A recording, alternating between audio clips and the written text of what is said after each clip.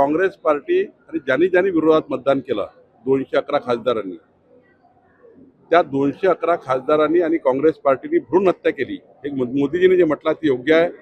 देवेंद्रजींनी म्हटलेलं मला माहिती नाही सुप्रियाताईला का झोंबलं. सुप्रियाताई सुळे या महिला नेत्या आहेत, त्यांनी समजून घेतलं पाहिजे की पंतप्रधान नरेंद्र मोदीजींनी 350 महिला खासदारांना निवडून येण्याची संधी दिली.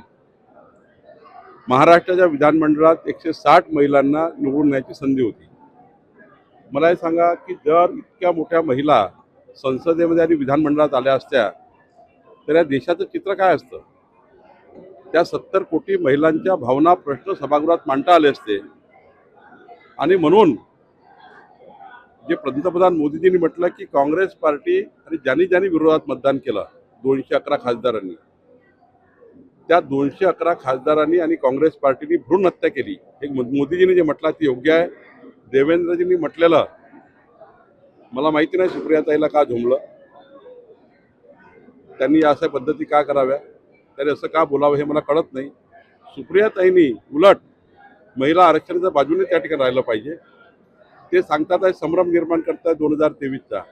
543 खासदारामध्ये 33% महिला किती आल्या असत्या. आज मोदीजींनी 350 महिला खासदार आणि सोबत मोदीजींनी भंडारा जिल्हा आहे 2 भाग झाले असते. खासदारांना कमी जर लोकसंख्येचा खासदार असेल त्याला सर्वीकडे लक्ष येता येतं.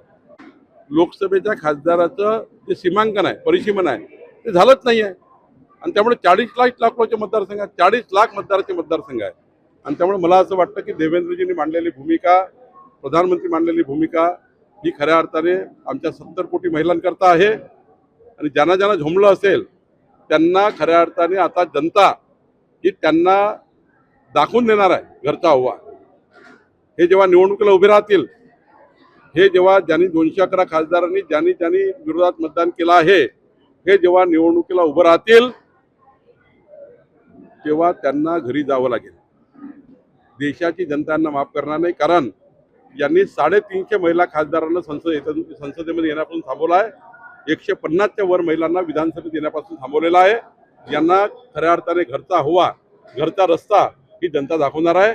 त्यामुळं ज्यांनी महिला आरक्षणाचा विरोध केला, यांनी किती स्पष्टीकरण दिलं, किती त्या ठिकाणी आवारून बोलले, तरी काही होणार नाही. जनता यांना सोडणार नाही.